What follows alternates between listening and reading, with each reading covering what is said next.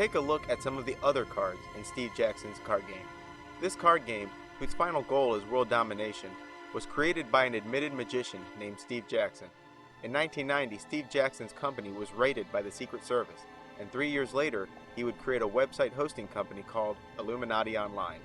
In 1995, the card game was released, and later in 1999, George Bush's presidential campaign website was hosted by Steve Jackson's Illuminati Online.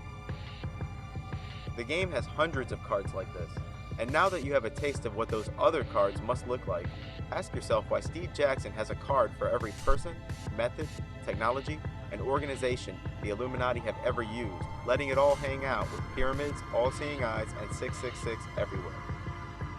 And yet, this card means seemingly nothing, and yet claims to show one of their cabal's most deepest secrets. That's because it does, my friends. So much so that even in Steve Jackson's shameless card game, he remains vague, so that only those who should know the card's meaning do know the card's meaning. Most of us are familiar with the theme of a devilish version of oneself sitting on one shoulder, while their angelic copy sitting on the other. But there's a thread of truth to this. Each person is assigned both a demon counterpart and an angelic counterpart. The demon counterpart whispers dark thoughts into the mind, encouraging it to do evil, while the angelic counterpart, or guardian angel, encourages you to do righteous things and protects you from things unseen. This transformation of the body involves the merger of yourself, your demonic, and your angelic counterpart into a single body. In previous documentaries like Hollywood Insider's Full Disclosure, I've accused George Lucas of not only taking characters from religions and mythology, but also of having reversed the heroes and villains.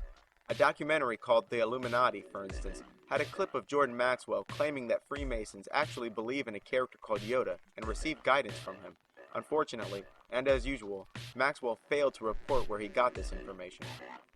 He also claimed that the quote-unquote reference works he was citing from could be found in any library, which is absolutely false. Still, even a broken clock is right twice a day. Then you have Darth Vader, who I claimed was actually Jesus Christ. Among the many parallels between the life of Darth Vader and Jesus were, he was immaculately conceived, storms a temple, declared the chosen one, and then rejected, becomes the leader of a large army, among many more. I also spoke about Chewbacca actually being Al-Jassasa, who is a hairy beast that, according to Islam, is friends with the Antichrist. Further, I accused Han Solo of being that Antichrist. No time to explain. And now, we can add Jedi to the pile. The book The Return of the Serpents of Wisdom, just like George Lucas, also claims that Jesus Christ was a Jedi. But don't listen to me. Here's George Lucas telling you where he gets his stories from. I notice in The Phantom Menace, the new episode 1, that they discover this slave child who has an aura about him. And it reminded me of how the Buddhists go out to look for the next Dalai Lama. Mm-hmm.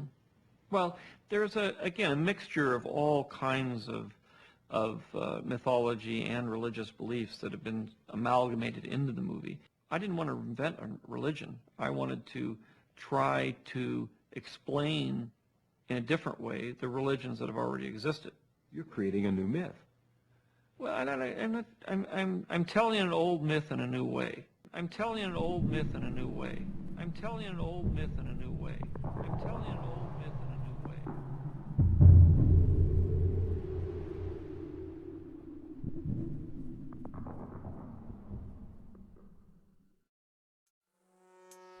There are three main types of spirits: angels, demons, and elementals.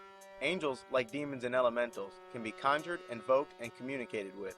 Angels are mostly benevolent and are sometimes unwilling to execute evil commands, because they, like all spirits, prefer doing tasks that are similar to their personality. Most, but not all demons are spirits trapped in a bottomless pit, while other demons are free-roaming and take pleasure in being sent off to do evil. Elementals are spirits who are neither exclusively bad or exclusively good, and roam the earth freely. They too can be conjured and instructed to complete certain tasks. Almost all spirits, with maybe the exception of elementals, exist in a strict hierarchy. One must also be careful to never assign a spirit to do what is outside of their power or intellect. Spirits, like us, also have gender. Spirits view the earth as a three-dimensional living environment. Multitudes of spirits live in the sky, the ocean, underground, and even among us in our own homes. Most spirits insist on living in deserted places where no humans walk. Regardless of their type, spirits, like humans, have their own personality. Some are pleasant, while others are forever hostile to each other and mankind.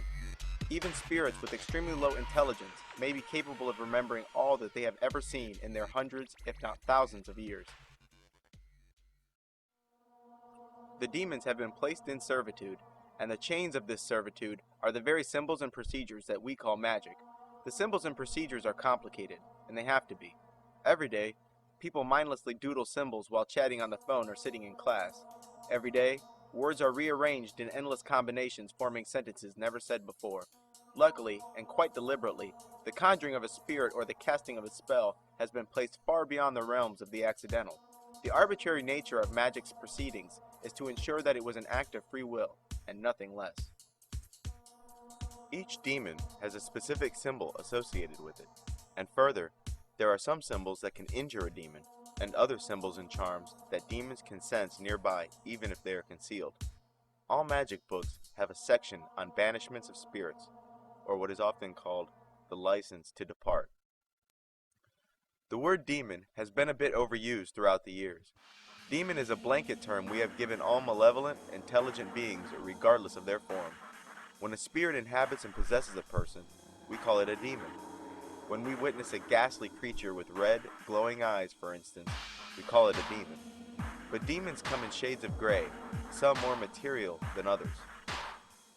Sometimes demons are often described as soul travelers, spoke of as if their motionless material body lies idle in some far distant place while their astral projection roams free among us, causing illness, strife, and feeding off the life force that humans emit when experiencing intense emotions like fear, lust, and anger. These very same emotions also open a portal to the mind, where the demon's whispering can become even more influential. Being in a dream state or intoxicated may also help to open this mind gate. Some demons can only feed on anger and consequently will incite fights and cause bad dreams to induce fear. Other demons feed off of lust and will whisper lustful thoughts and even descend upon sleeping victims to cause wet dreams.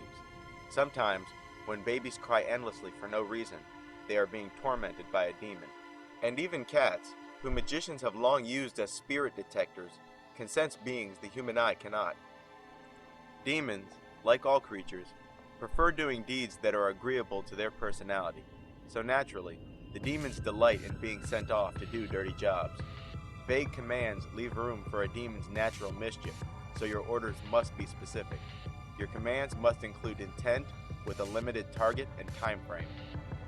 Demons exist within a strict hierarchy, and often, when you assign one demon to do a certain task, he may in fact hand that assignment to one of his subordinates. Many Christians and Muslims believe that there are only three main characters who play a part in the end times: Satan, Christ, and the Antichrist. But the truth is that there are much more entities involved here. Even though Satanists use terminology from almost all known religions, the names of the highest-ranking demons are for the most part universal. Names like Satan, Moloch, Lucifer, Baal, Belial, Samael, Lilith, Leviathan, Azazel, Tiamat, Set, Ashtaroth, Beelzebub, and Asmodeus.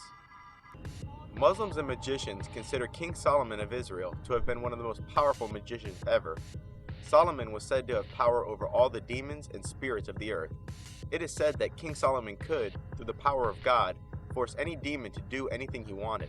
Further, magicians, Muslims, and even apocryphal texts, like the Testament of Solomon, claim that many of the builders of Solomon's temple were in fact demons. The Freemasons have long